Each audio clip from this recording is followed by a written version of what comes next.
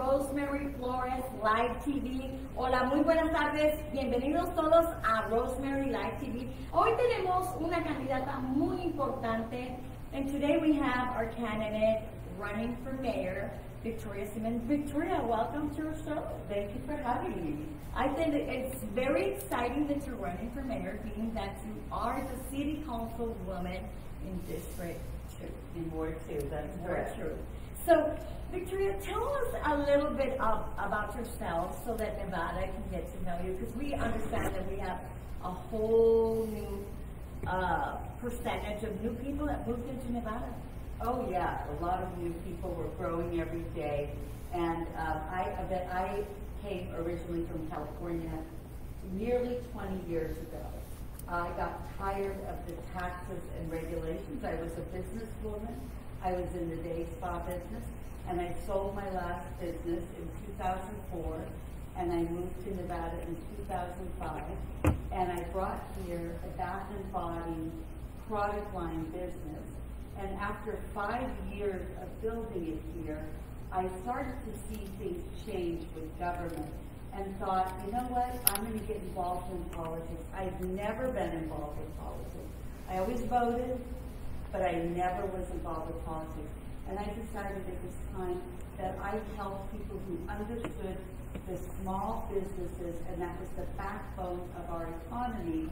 And I thought it was so important to help those people because I knew the struggles that they went through. So I decided to sell my business, which I did, and I started helping other candidates who understood small business. So that was my segue into politics. It was the segue, but once I got in, I realized there are so many other issues, and I became very passionate about it. And eventually, I got recruited and spent 2 years in the state legislature, and now I've been on the council for 5 years. That is amazing, amazing, because, you know, when I first met you, I didn't realize that there was, you know, of course, I didn't know too much about City of Los Bays, but I seen the different wards and the people. I you know, got to meet our mayor, Earl Goodman, and so when I first met you, I guess you were running for a different seat at the time. What seat was that? I don't know when you met me.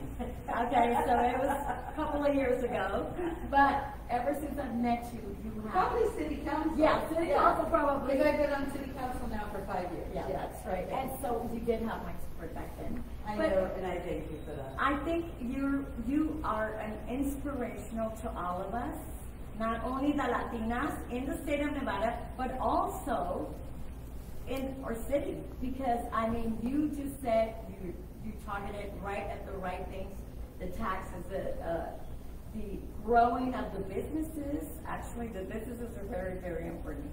Let's go a little bit into the topics and your platform.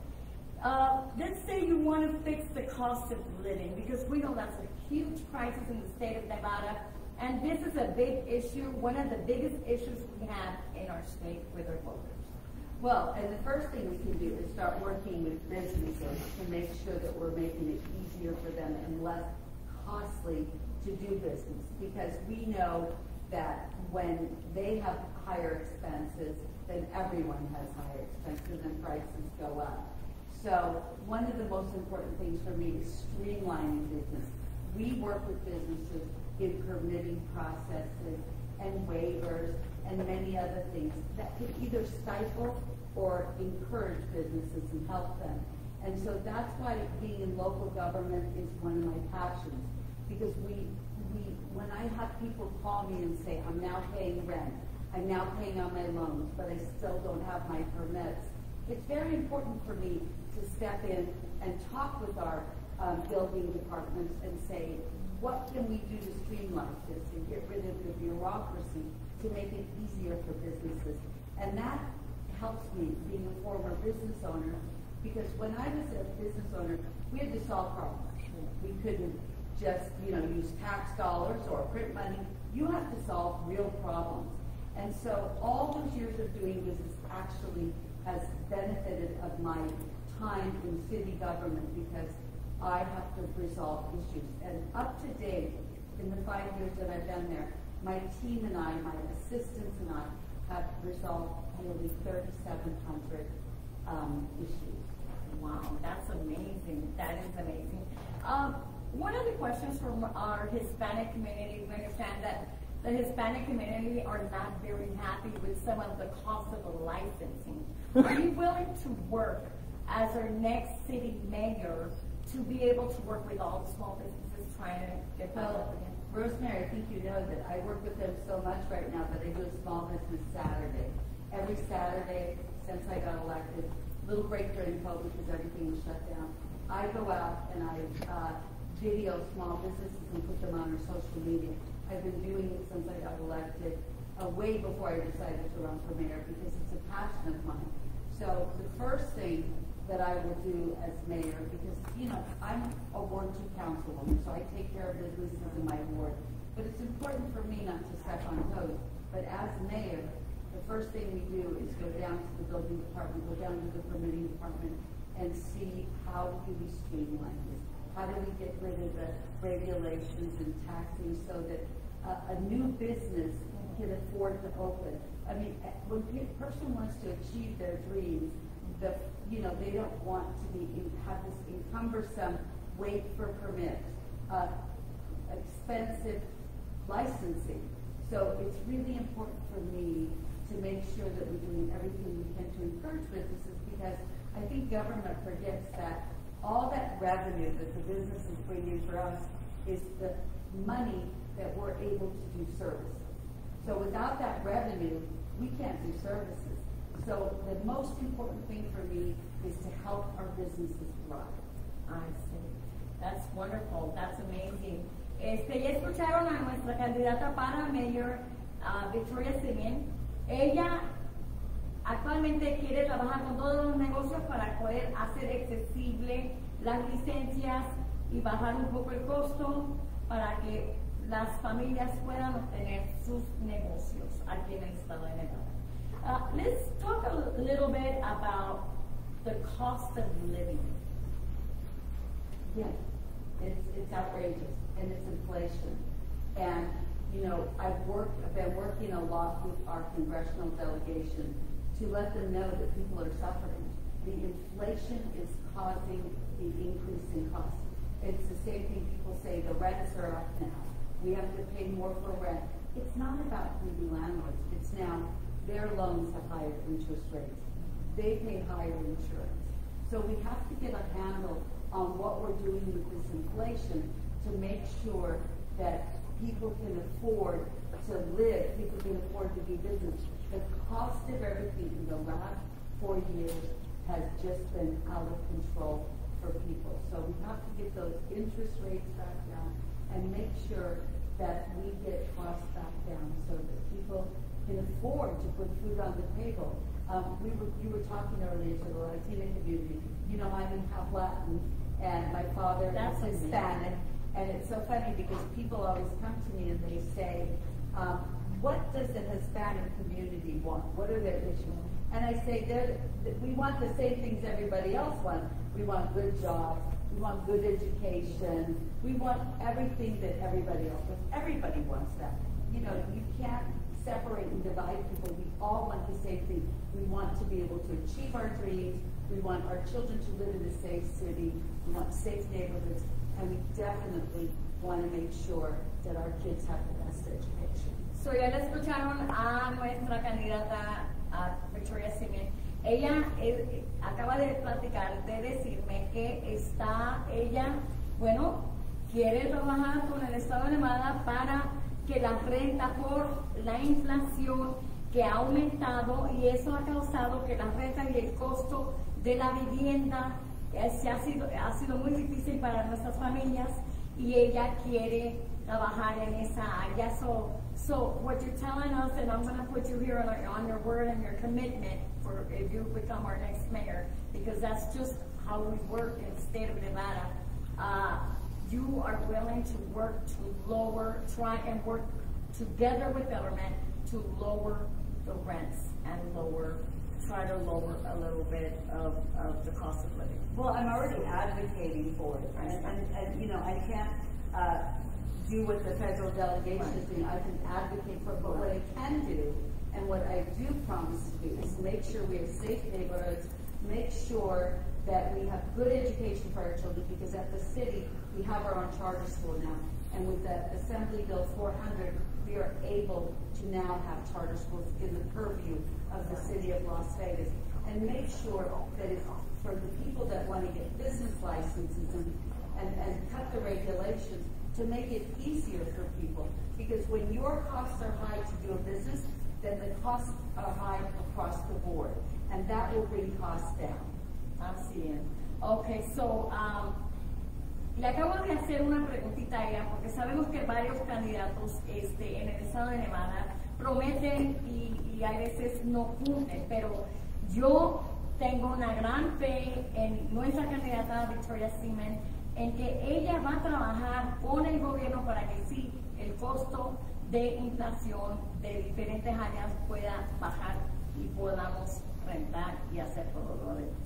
Okay, so tell us a little bit about the homelessness crisis. We understand that's a huge issue not only in the state of Nevada, different states all over the United States. Yeah, and it's much worse when you don't have good sound policy. If you don't have good policies, then you're going to end up putting Band-Aids on the problem. But I think what we've done at the city, and I will continue to do that, is we've enacted a camping ban. Our businesses in the downtown area were suffering because of encampments. And so what we decided to do was do a camping ban. But it wasn't just to punish the unhoused. It was to make sure that we had a tool to go out and get them services. We can tell them, you can't camp out in public right-of-ways. First of all, it's a health problem. Secondly, our businesses were about to close. But it gave us this tool now that we can send our MORE teams out. We have what's called a MORE team. We have, I think, 5 teams now. And we send them out with different nonprofit groups to urge people, first of all, they can't camp. So would you like to come to the shelter? Would you like to get services? What do you need? What are the services you need? And now we're offering, we're working with Nevada Health, but we're also putting in a mental health facility. We'll also put in a recuperative care center. I think the city, since I've been there, I've seen our corridor of hope completely change. We've invested $26 billion into medical. We've done an amazing job. I have gone out in the tunnels to work with nonprofits to see what's happening with the homeless issue. And I can tell you this, we are doing a lot of things proactively for people who fall on hard times that don't end up on the street.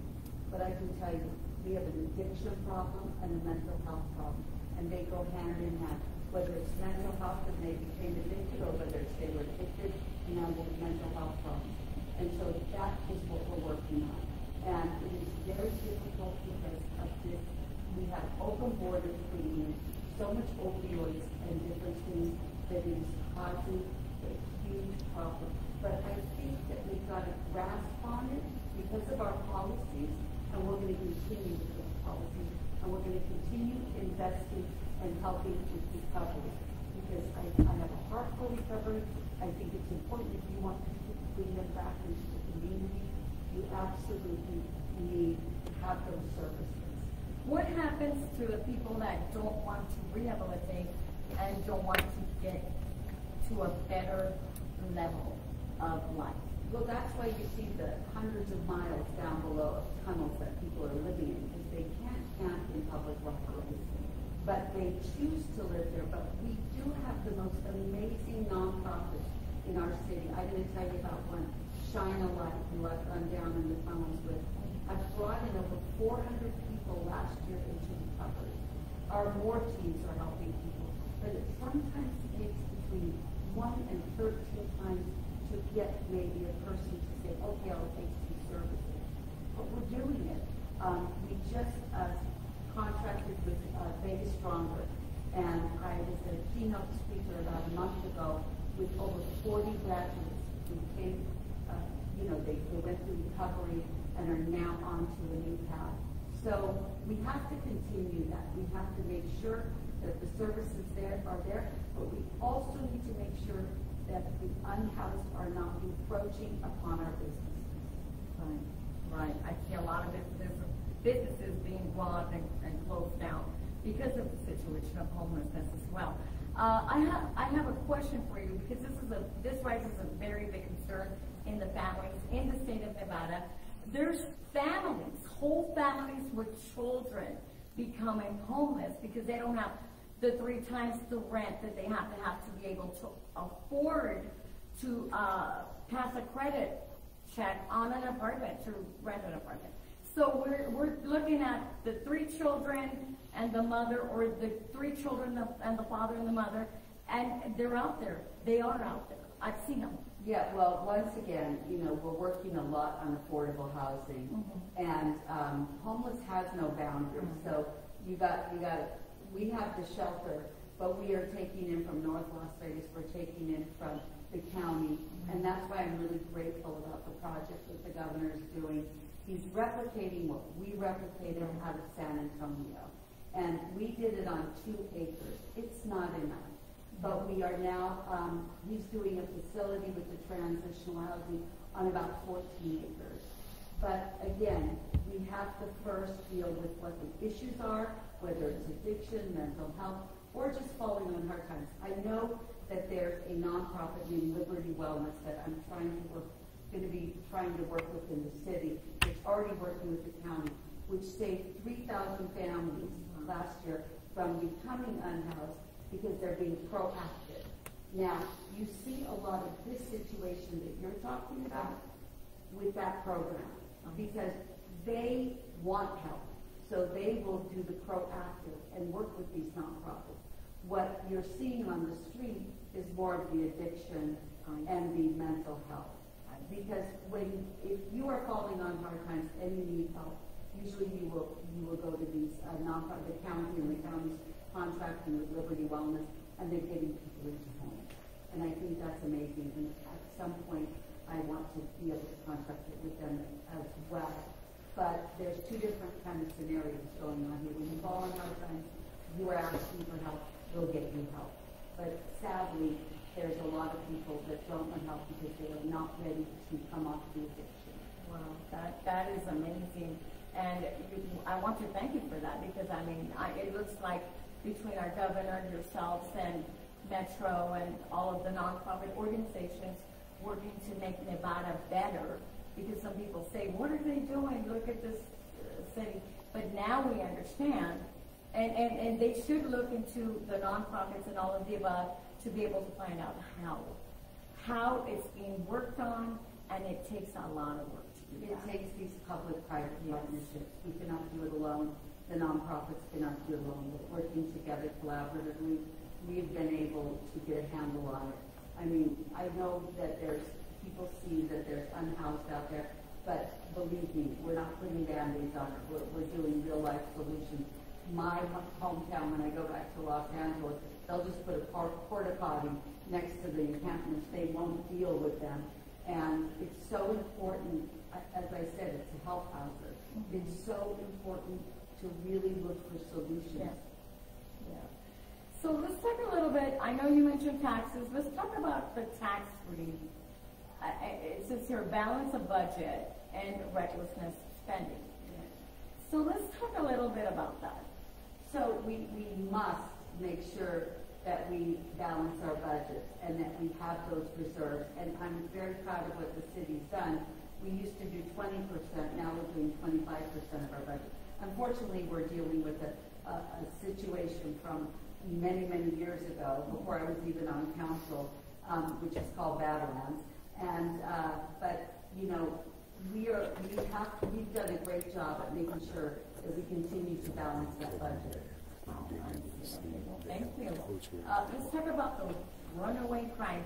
We understand that in the state of Nevada, the crime is just up there. The percentages of crime in different areas. We've got reckless driving, we've got drunk driving, we've got all of the above. Yeah, well, they say that crime is down. And violent crime may be down a little bit, but there's been 80 murders since January to October. That's not acceptable.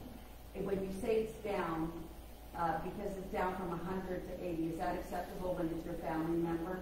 You turn on the news. I turned on the news yesterday, and there was a man trying to stab Metro, and Metro had to shoot him. I mean, so when we say crime is down, it's all in perspective. We shouldn't have this type of crime at all, where we have 42 million visitors every year into Southern Nevada, which is so important for our for the economy, for the people who work in the industry. So one of my goals is to continue working with Metro, because I work very close with them, to make sure that I want to make sure that Las Vegas is one of the safest cities in the union. That's going to take a lot of work, because even though crime is down, it's not where it should be. And so I think the crime that we're seeing that has gone up, I know rape has gone up 5%, but it's shoplifting. When you go into a CVS or a Walgreens and everything's locked up, that doesn't tell me crime is down. That tells me that crime, property crime is way too high. Nobody wants to go buy something, wait 20 minutes to find a clerk to open up, the locked counter. So we have to get a handle on that, and that is very important. We're working very closely with bills that we're putting through and talking to our legislators and saying, justice reform might have gone too far. We need to hold people accountable for crimes, even though they're property crimes. When you talk about costs going up, the reason costs are going up in most personal items is because they're making up for the items that have been stolen. So we need to make sure that we are going to be tough on crime. We're going to be advocates to the legislature and say, hold people accountable. Very important. And make sure that we continue to fully fund Metro and make sure they have the tools they need to do their job. Because I got to tell you, they're the best law enforcement in the nation. Their homicide department is at least 93 to 94% solvability in their homicide. You won't hear that in any other city. Wow, that's amazing. I myself, I support Metro. I'm I'm 100% supporter. And I want to thank our Metro Police Department, our detectives, and we always forget to thank our K-9 police officers, because we never mention them. And I think that's exciting. So, because I love dogs. But anyways, I also want to thank someone that we always forget about them too, the helicopter policeman. Yes, absolutely. Every time I see a helicopter, I'm like, yeah, they're out, actually they're protecting us. So, Victoria, you have some great policies. They are wonderful. And I think that you, as our next mayor, and we're not even done yet, and this is just my personal, views. As far as we've gone on your interview, I think that you would be the greatest mayor so far, and our community would really support a mayor like you, addressing the most important issues, and to be able to work with them. Of course, we're going to hold your word. Once you're sworn in as the next city mayor, we're going to say, remember we have a video. Yes, for sure. But let's talk about we talked about crime. What is the most important issue that you would say, you know what, Rosemary, I want to bring in this issue other than the other issues that we haven't spoken about? Well, we kind of have talked about it, but it is the most important. It's public safety. Because without public safety, you can't, diversify the economy. You can't bring people here. And I think the second most important issue, as I talked about a little bit earlier, is education. We're 49th or 50th. I don't know which one. It doesn't matter. They're both bad. But having that ability now with our charter school, and it's bilingual and it's thriving, and having that ability of AB 400 to now have support charter schools in our municipality, I think is huge. And as mayor, my door's open. We're open for business. We're going to have be supportive of bringing charter schools that can be under the purview of the city. I think it's important when COVID hit and all the CCSD schools shut down, we stayed open. We took care of the kids, our Strong Start Academy. And so, you know, if we were doing it, they should have been able to do it. But what I can say is that we have to start thinking outside the box with everything, with water, with technology, moving forward. We have to lead. And I think the city, in so many areas, and since I've been there, we have led. And I want to continue that. You know, we don't want to worry about, you know, why aren't they doing? We want to say, what can we do? What can we do as a city? Right. Before I forget, I'd like to mention something that arises, another issue that arises in our community, and that's squatters. The squatter situation, we understand it's very bad in the state of Nevada. Well, it's a lot better than it used to be because now it's a crime. In 2015, when I was in the state legislature, I co-sponsored a bill with Edgar Flores, and for the first time we made squatting a crime. It is civil. It has been civil. It was civil before that. So, for example, if you went on vacation or you were a snowbird and you came in and somebody was living in your place and they showed a lease and proof, police had to walk away. Wow. And you would have to go through the courts to get your own property back. But since 2015, it's a crime, so now Metro can investigate so that you don't have to wait 6 months to go through the court system or however long it took, I don't even know. Right now, Metro can investigate. So I think we did a great job of starting. Can more be done? Yes. I haven't been in the legislature since then, but can we toughen or tighten up? Probably. But I can say it is a crime now.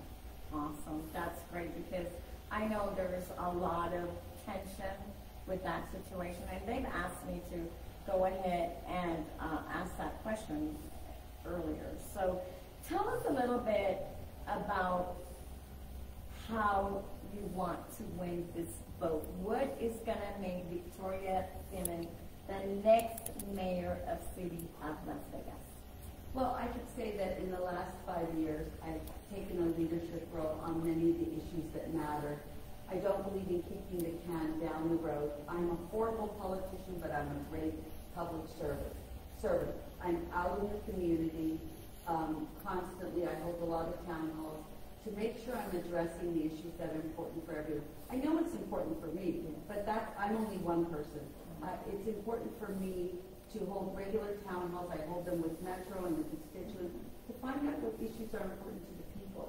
So after 5 years in taking this leadership role, I'm ready to take the reins on day one and continue the work we've done and make sure that Las Vegas is a better place to live than when I found it. And again, my pledge is to make Las Vegas a safer, much safer city for everyone. That's wonderful. That is wonderful. Can you let us know how our voters can reach you and if you need some volunteers? I definitely need volunteers. We need volunteers and money.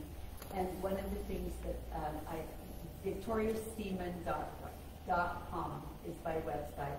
So you can go there to donate, to volunteer, and I really would love your support to be the next mayor of Las Vegas. This is about all of us, and I look forward to serving. Well, I would like to say that congratulations because you earned my vote. Thank you. As the next city mayor of Las Vegas. Okay? So, bueno, les queremos dar las gracias a todos ustedes que nos escucharon hoy. Estamos aquí con nuestra candidata para mayor. Ella es City Council del Departamento 2 y la mayoría de ustedes ya la conocen en el estado de Nevada. Saben que ella es muy activa en nuestra comunidad y quiere lo mejor. Escuchen los videos y no dejen de conectarse. Me pueden mandar un email a floresrosemary702@gmail.com or you can go to Rosemary Flores Live TV. Le queremos dar las gracias. We want to thank ArielDuave.net. You can go on the website as well. And we can also, we want to thank Ernest and the camera crew. We always want to thank them for doing everything they do for us. Thank you. And, thank you, Ernie. Pull up, pull up, pull up, pull up, pull up. Hey, hands up, hands up, hands up, hands up, hands up.